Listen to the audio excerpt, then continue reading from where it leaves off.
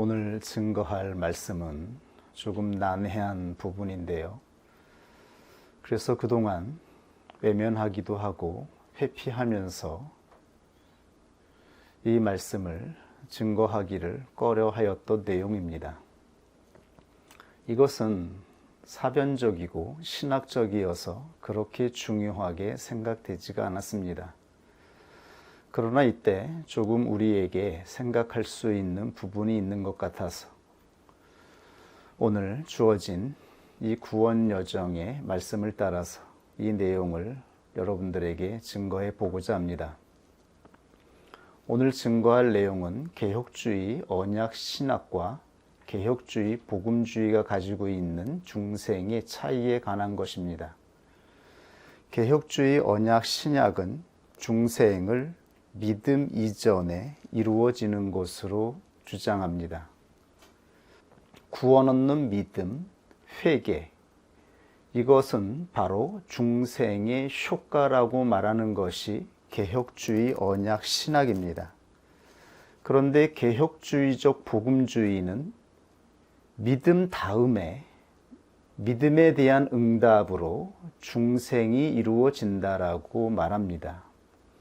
왜 개혁주의적 복음주의는 믿음 이전에 중생이 이루어진다라고 하는 개혁주의 언약 신학과 다른 관점을 주장하고 있는 것일까요? 참으로 난해하고 설명하기 어려운 부분입니다.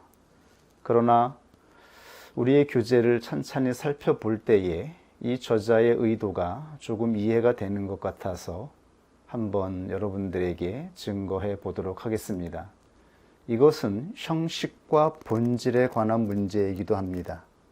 믿음의 사람들이 신앙생활을 해 나아갈 때에 형식과 본질이 어떻게 일치하고 중요한 연관성을 가져야 하는지에 대한 차이가 여기에 어느 정도 나타나 있기 때문입니다. 개혁주의 언약 신학은 성령보다는 언약을 중시합니다. 하나님의 언약은 하나님이 행하시는 의지의 신실함을 나타내죠. 하나님을 절대적으로 신앙하는 개혁파 교회는 하나님의 언약을 사람의 약속처럼 생각하지 않았습니다. 이것은 법적이며 영원한 하나님과 인간이 가지고 있는 계약으로 생각한 것입니다. 그러므로 우리의 신실한 하나님이 언약하셨다면 그 언약은 반드시 이루어진다라고 하는 믿음으로 나아갔던 분들이 바로 개혁파 교회인 것입니다.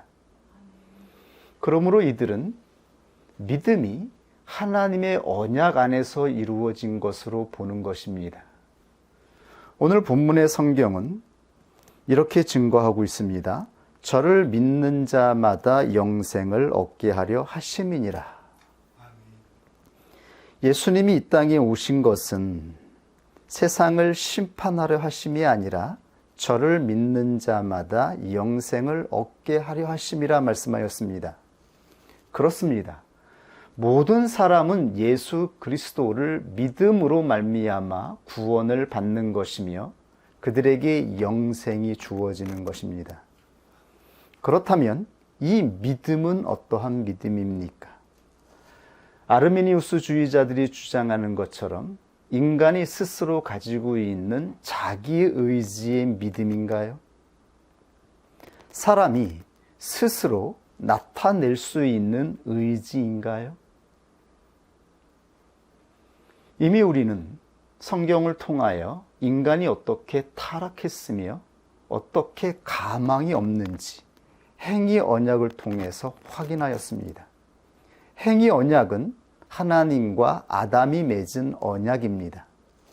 하나님이 주신 계명, 생명나무와 선악을 알게 하는 나무를 주시고 선악을 알게 하는 나무의 열매를 먹으면 정령 죽으리라.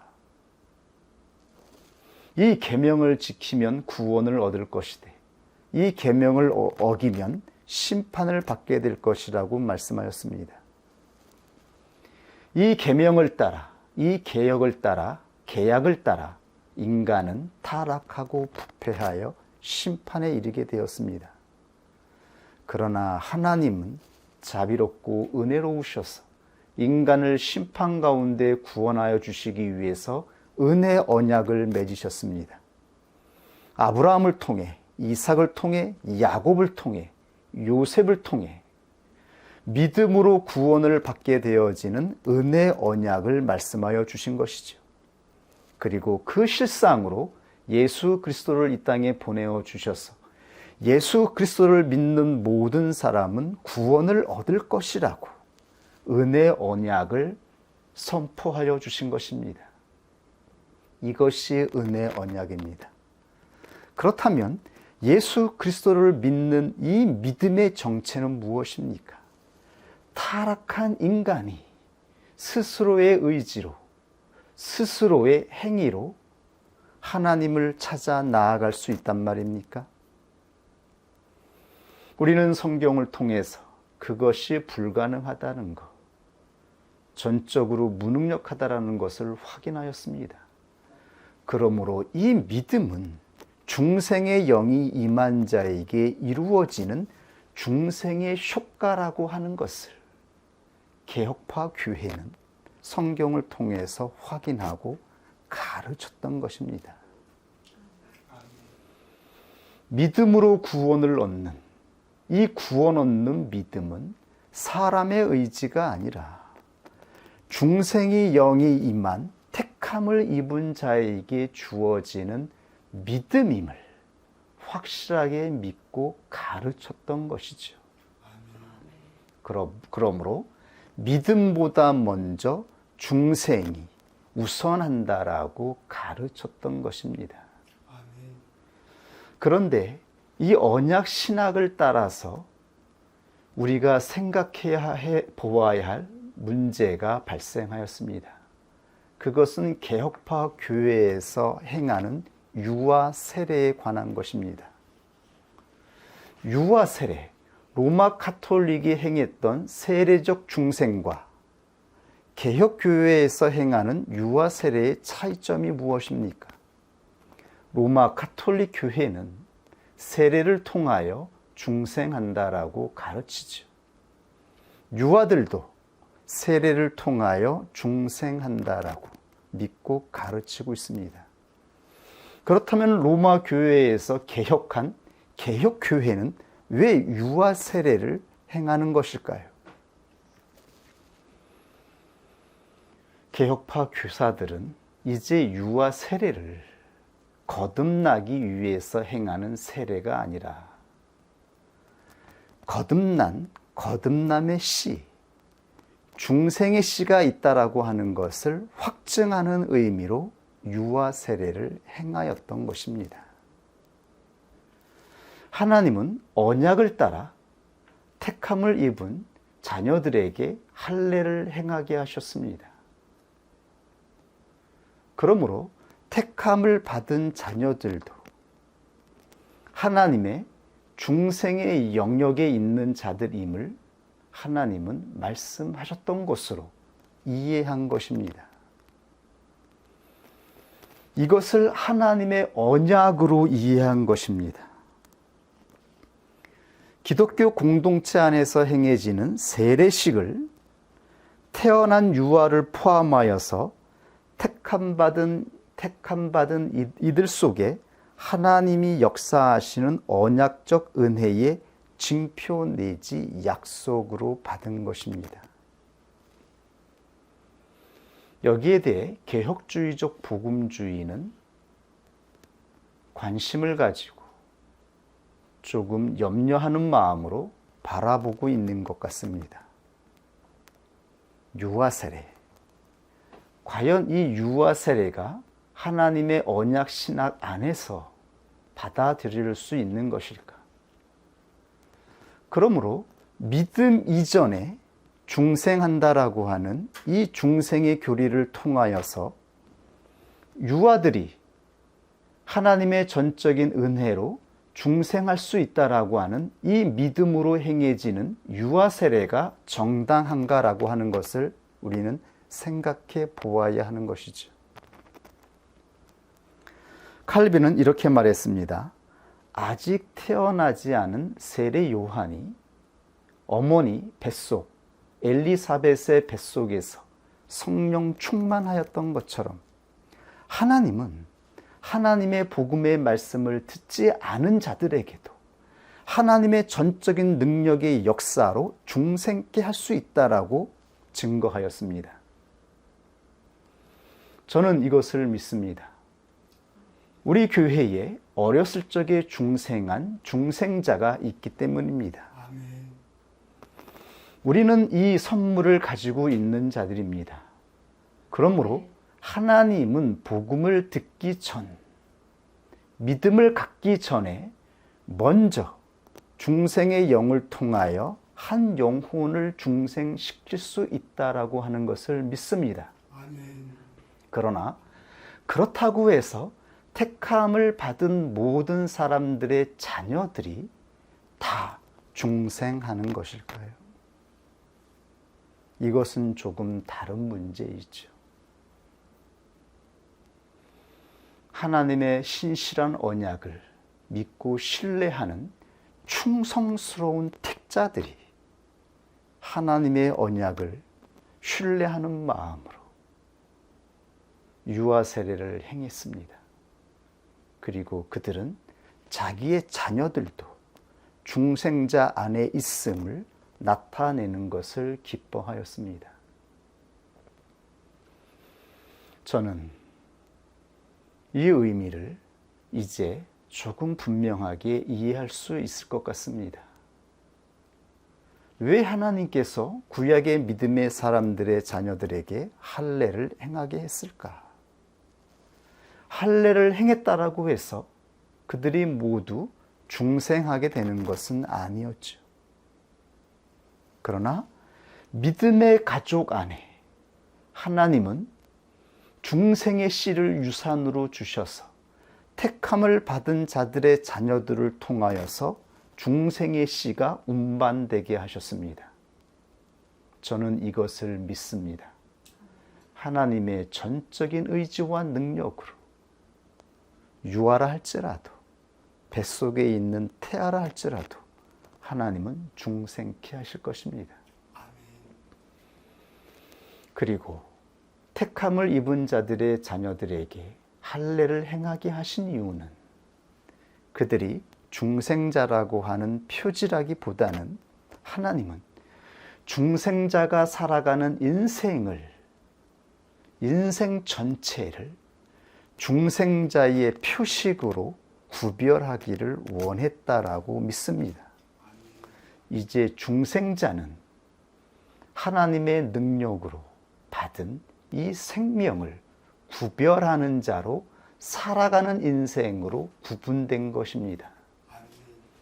그에게 속해 있는 모든 것, 그가 사랑하는 모든 것, 그의 특별한 자녀들,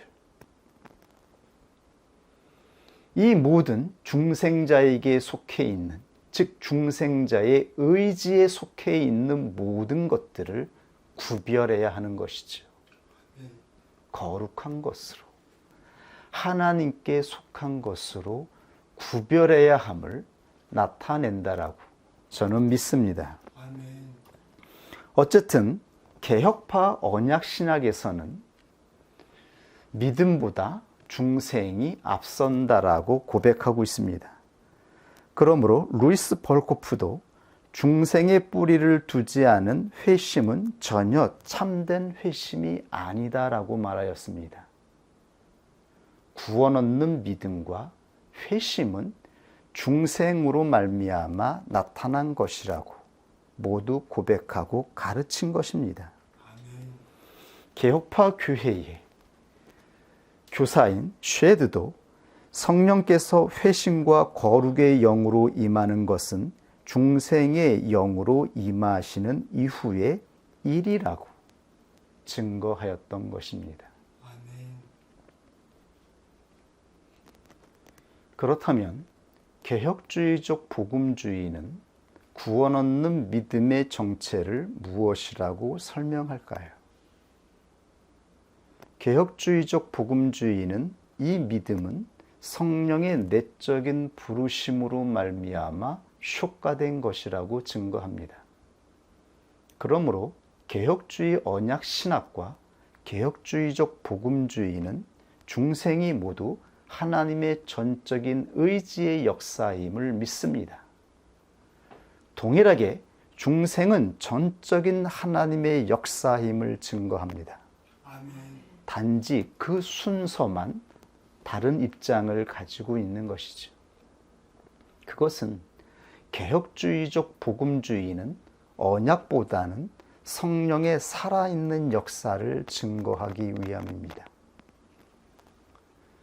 개혁주의 언약 신학은 하나님의 언약을 중시하고 하나님께 절대적인 충성스러운 믿음을 고백하며 나아갔지만 그들은 성령보다는 하나님의 언약을 신앙하는 그러한 경향이 있었습니다. 그러므로 하나님의 언약을 따라 하나님의 전적인 의지의 역사를 따라서 이들의 신앙은 수동적일 뿐만 아니라 피동적인 형태가 된 것 같습니다.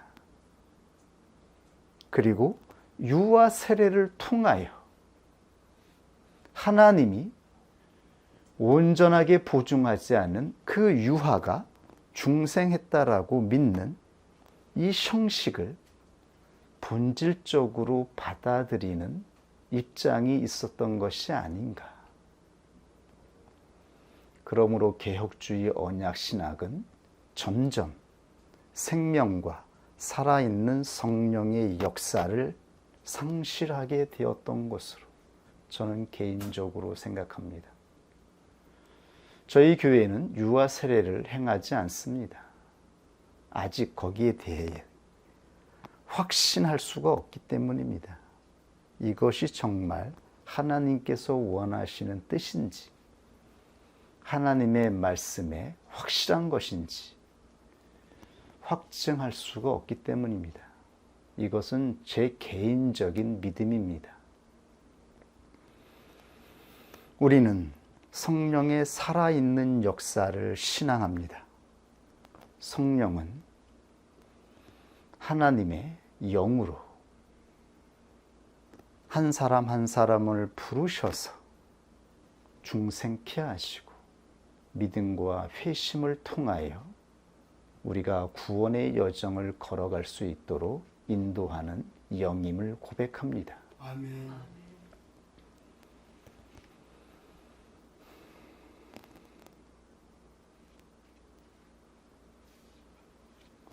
조금 더 살아있는 성령의 역사를 강조하는 것이 개혁주의적 복음주의의 입장인 것입니다. 저는 그렇게 이해를 했습니다.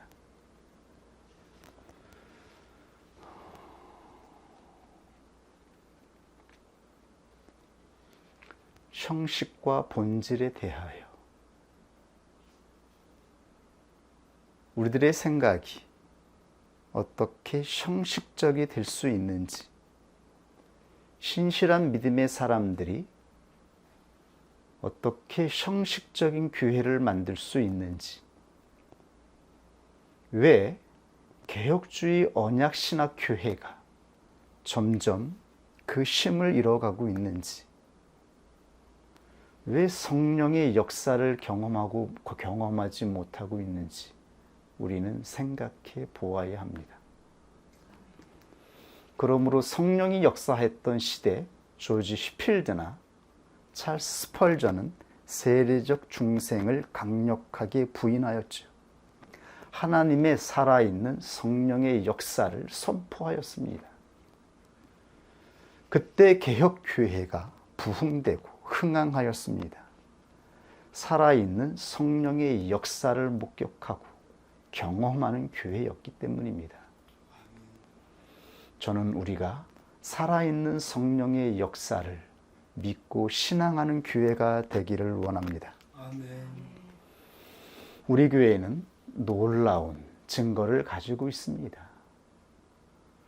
우리 교회는 어렸을 적에 중생한 중생자뿐만 아니라 성인이 되어서 성령의 능력으로 부르심을 받고 성령의 능력으로 진리가 조명되어 구원의 여정을 걸어오게 하신 놀라운 이 증거를 가지고 있습니다. 그러므로 우리는 하나님의 전적인 능력을 믿습니다.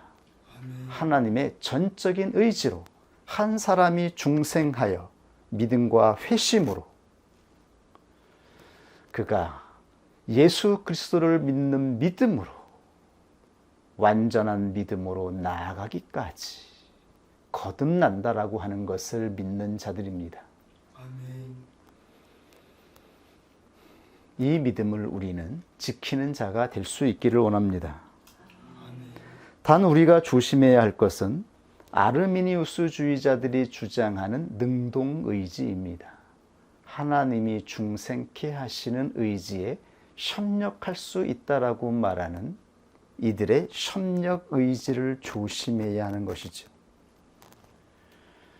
사람의 의지, 회복된 사람의 의지로 하나님의 의지에 협력해야 한다라고 하는 이러한 관점으로 말미암아 이 길로 나아가면 결국 행위 구원으로 행위 구원의 형태가 나타난다라고 하는 것을 우리는 경계해야 하는 것입니다. 이들에게 중생은 죄에서 거룩을 향한 본질적인 변화가 아닙니다.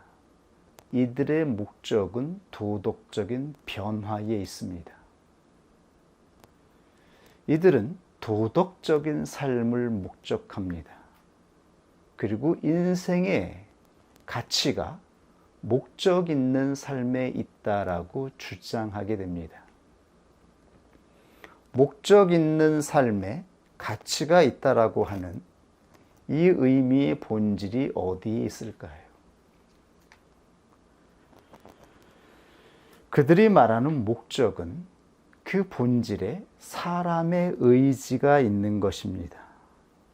무엇을 선택하느냐, 그리고 이 선택을 성취하기 위한 인간의 의지를 강조하는 것입니다. 이들이 말하는 목적은 사람이 스스로 가지고 있는 자기 의지를 주장하는 것입니다.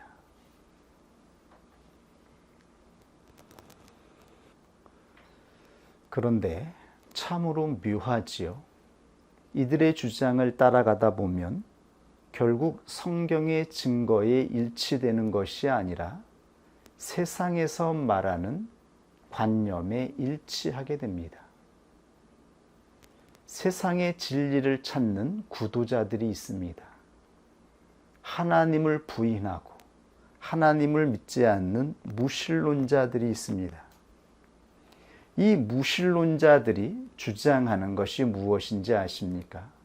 그것은 존재의 이유가 아니라 삶의 이유에 사람의 목적이 있다라고 말하는 것입니다. 그러므로 왜 태어났는지 묻는 것은 어리석다라고 말합니다. 왜 태어났는가? 사람이 태어난 이유가 무엇인가를 묻지 말라라고 합니다. 생명은 그냥 주어진 것이라고 말합니다. 중요한 것은 어떻게 살아가느냐, 삶의 목적이라고 가르치는 것이죠. 그리고 이 삶의 목적은 사람의 의지로 결정하고 선택하는 것이라고 가르치는 것입니다.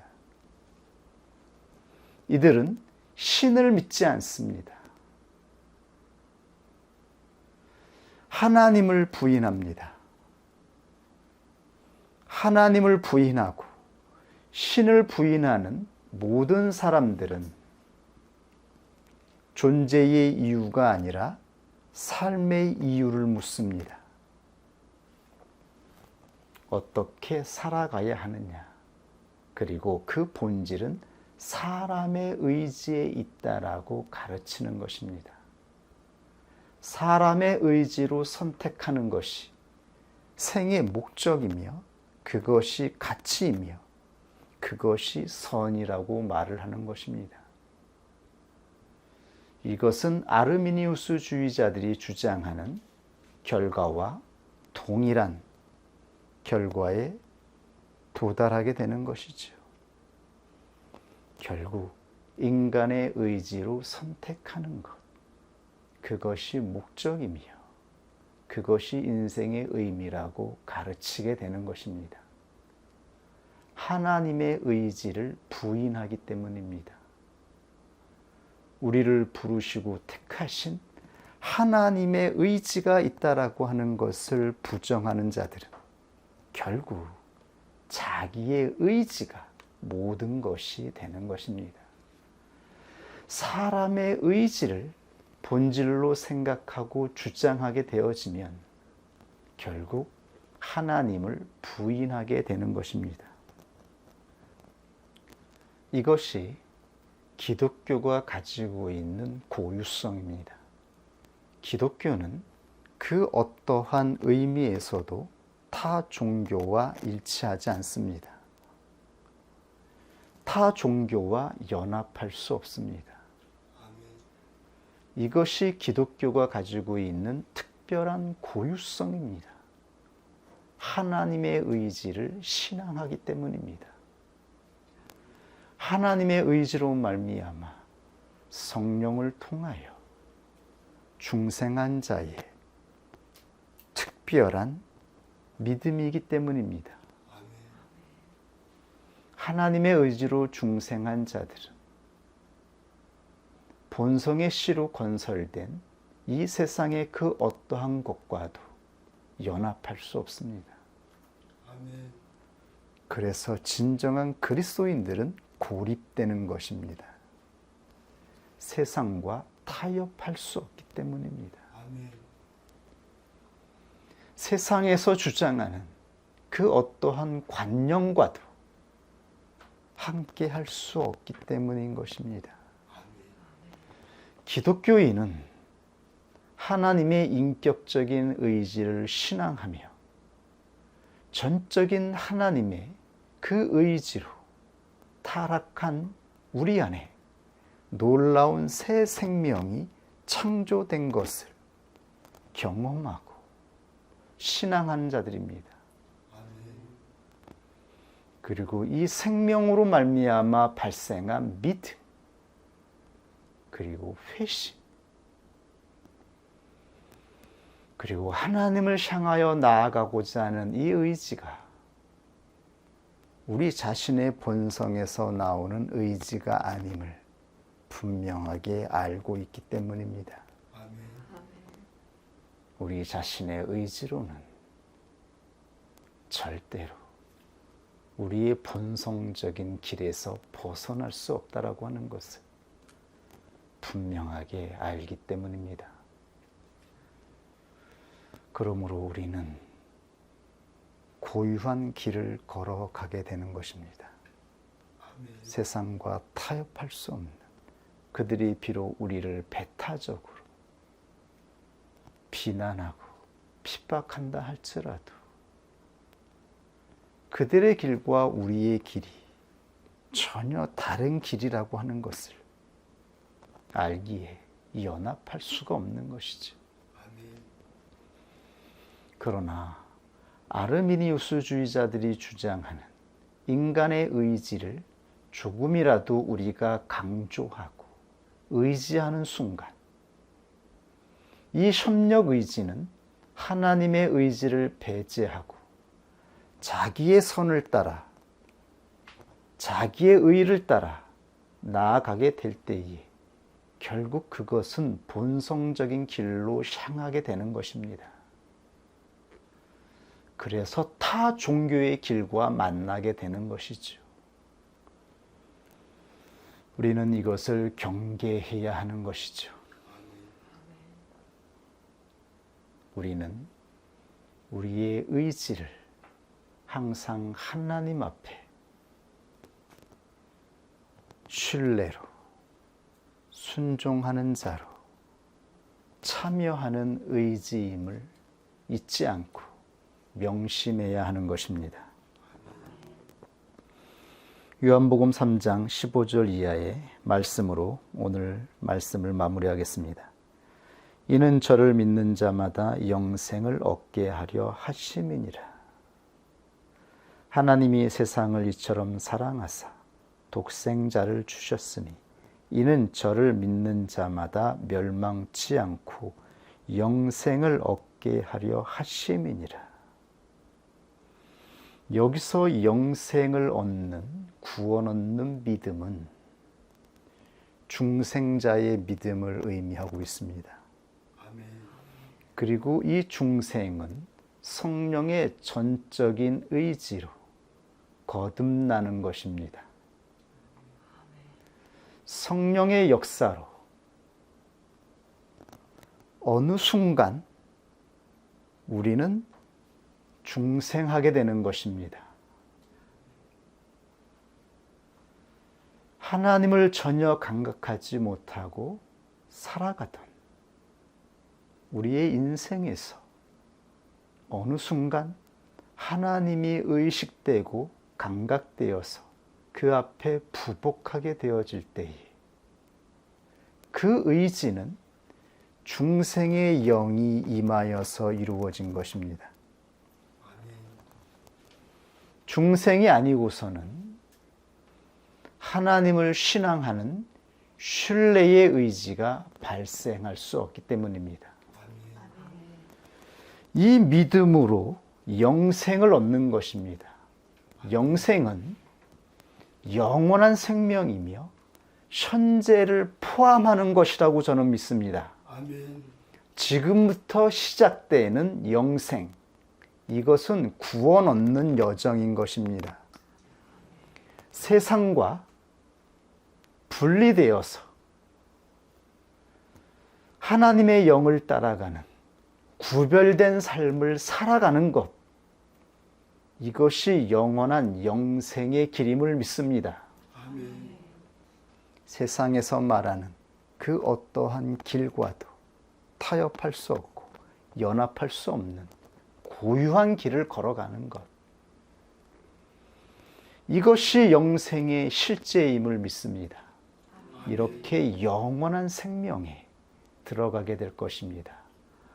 우리가 걸어가는 그 길 그대로 단 하나의 길, 예수 그리스도가 걸어가신 그 길을 따라서